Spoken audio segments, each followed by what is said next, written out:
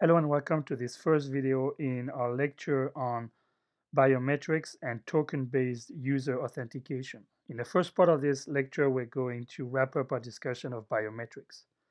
Now remember that in such approaches, the user is first enrolled in the system, thereby creating a stored template for that user. And then when the user wants to be authenticated, they come to the sensor, they get their physical characteristic measured, and this presented template is compared with the stored template. And this is where the difficulty comes in because this match will not be 100%. There's a lot of variability in the matching and in the presented template, which makes it impossible for the presented and the stored template to be exactly equal. So we talked about this earlier, and I'm going to keep using the fingerprint example. But when the user comes and presses their finger against the sensor, there's a lot of variability there. The finger could be dry or sweaty. It could be swollen. It could be more or less clean. They could apply more or less pressure on their finger and so on and so forth, which means that every time the user presents its characteristic or that the presented template is measured, there will be a different measurement, a different digital set of numbers that will be captured by the sensor. And therefore, this uncertainty makes it pretty hard to determine whether the user is who they really say they are. So the way this is typically done is that a score is computed, say a score between 0 and 100 for the match, and the closer to 100, the higher the match is. And so we need a scientific way to establish the precision or the certainty with which each biometrics approach works. And so one way to do this is to do an empirical study where we're going to take a single user and we're going to have them present their um, characteristic repeatedly to the system. And then we're going to compare these multiple presented templates to the stored template and see which score we get every time. So on the x-axis here, we're going to put the value of the score we get for every time the user presents their thumb. And then what we're going to do is for every time this happens, we're going to write down the score that we get. So let's say we're comparing this presented template with the actual stored template that corresponds to it in the database. So we should have a pretty high score. So let's say we get a score of 85 the first time, and then the user does it again, and we end up with an 87. And then we end up with a score of 79, and then maybe 85 again, and so on and so forth. And so what we're going to do on the y-axis is we're going to count how many times we get a particular score. So here, on the y-axis, we're going to put, the number of times a particular score is obtained. So for example, if the score 85 is obtained, so many times here, like say 10 times, we'll put a point right here. And then if 87 is obtained like this many times, we'll put a point right here. In 79 is observed, that many times, we'll put a point right there. And if you do that often enough, you're going to get some kind of curve. And it turns out that this curve has a bell shape. That's what happens when you do this, or it's a bell curve, like a normal curve. And so this is the kind of performance profile, quote unquote, that we're going to be looking at to evaluate the quality of these biometrics approaches. So what a single curve represents right here is the variability that is inherent to these systems. Remember, this is the curve for one user. And what this is saying is that if we compare the presented template of that user with their own stored template, you don't get a 100% match all the time. But you get an average value that's pretty close to 100, say over here. And then once in a while, you're going to get bad or lower scores. And notice you can get a very low score here, but this is going to happen very, very rarely, a small number of times.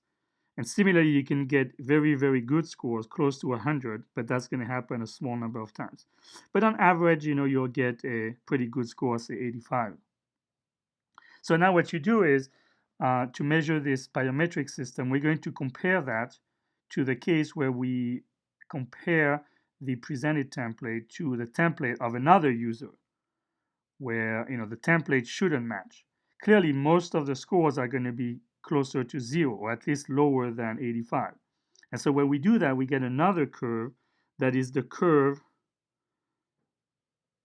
that corresponds to checking one user with someone else's stored template. Okay? And so the main characteristics is the average value here is going to be much lower than, so this is the case for a match, and this is the case for a non-match, where the stored and presented template are not for the same user. And so the accuracy of this system has to do with how separate those two curves are. If they overlap a lot, then there's going to be quite a bit of difficulty distinguishing the matches from the non-matches. And so the way these systems work is they're based on first computing a score, a matching score between, say, the presented template and the stored template. And then based on that score, they have to make a decision if we have a match, so we are more along this curve, or we have a non-match. And the way they do it is it basically use a threshold, something like this. They put a threshold value right here and say everything that's to the right, so any score that you measure that's to the right or higher than this threshold value in red, this would be considered a match. And any score that comes out less than that threshold, so say the threshold could be 82, I'm just making it up, then would be considered a non-match. Okay?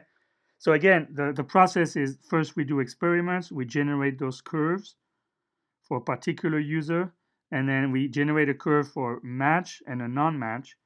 Using that curve, we pick a threshold that will say, okay, in general, anything over this will be a match, anything below that is a non-match. And now we calibrate the system that way, and then we put it in place, we use it, and now for every user that comes in later, we compute their matching score. Anything higher than 82 will be a match, and so on.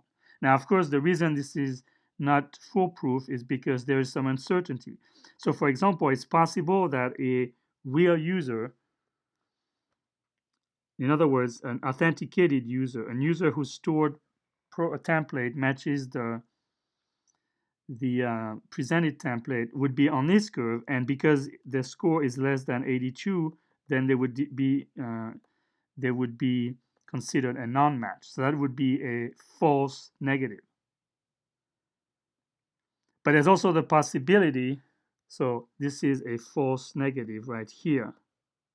Right? This is a user for which the matching score is lower than what it should be, even though they are the person they say they are. And then there is the situation where we have an imposter whose score is actually higher than the threshold. And so this would be coming out as positive, but it would be a false positive. So this is the explanation for the figure that is on the next slide here. And so now you should be comfortable understanding the meaning of these two curves. And if not, make sure you pause the video and watch the previous explanation again. So everything that I've already discussed is on this curve, but I do want to add one more concept here, is the idea of error rate. So remember we talked about the possibility of false positives and false negatives. And what we're really interested in learning is what is the probability that this particular system is going to output a false positive and a false negative. And it turns out that the way these curves are built, the y-axis is really what's called a probability density function.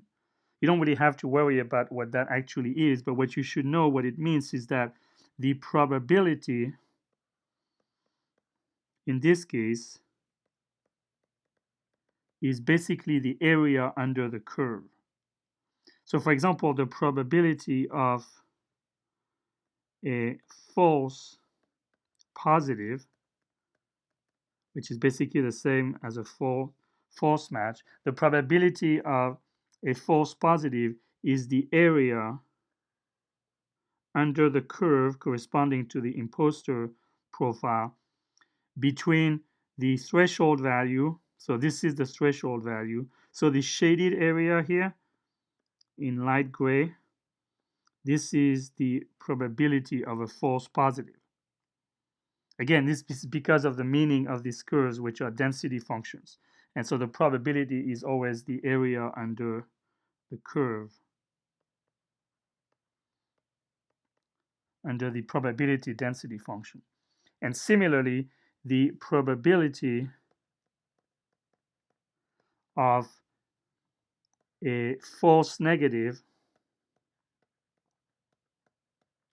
is the area under the curve